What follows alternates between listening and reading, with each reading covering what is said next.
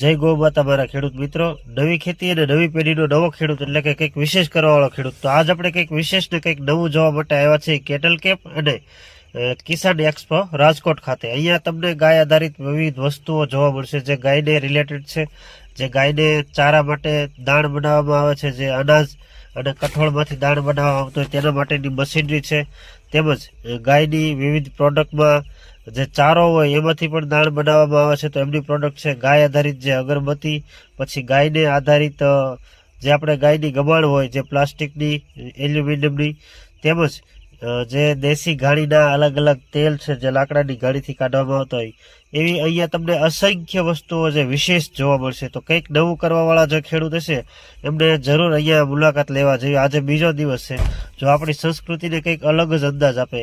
અને આજે આપણા સાધનો ટ્રેક્ટરને જેવું વપરાતું છે જૂની પેઢીમાં, જે જૂના ટ્રેક્ટરો એ પણ વિવિધ